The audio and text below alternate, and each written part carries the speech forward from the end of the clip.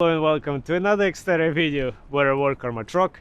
Sometimes I'm successful, sometimes I'm not.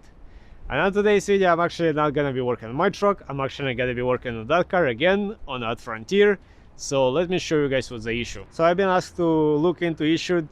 The rear tire, for some reason, over time the air goes out. So I actually looked at the tire already, I looked. There is no holes, there is no nails or anything, but the air is still coming out over time. So what I think, the air is coming out through here. So let's check that real quick together so we can determine.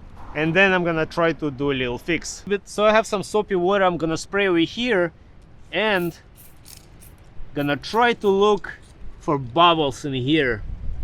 So I picked up this little kit for no particular reason, because that's the only one was available at the local store.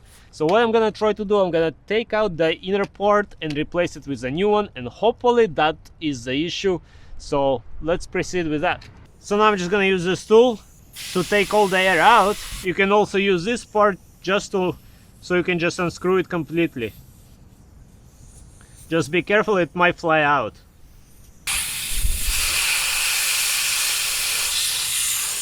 Okay, and it's out.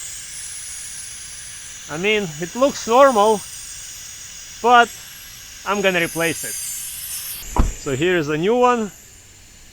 They look about the same. So let's see if we can put it back in there.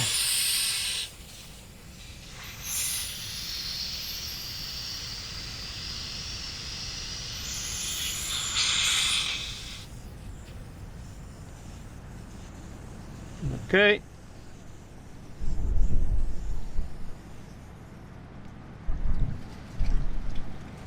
Okay, that feels snug. So now I'm gonna put the air back in there. Let's fill it up with air.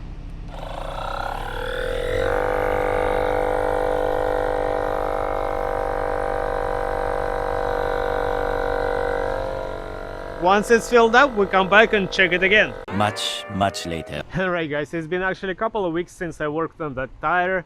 That I tried to fix it, and I hope that that was the problem, that the inside part of stem valve was leaking air, and by replacing it I was hoping that I eliminate the issue, and luckily that was the issue. There is no more low tire pressure light, so that's pretty good. So sometimes it could be really something simple, something easy to fix. It's not that the tire had a hole or a nail or something.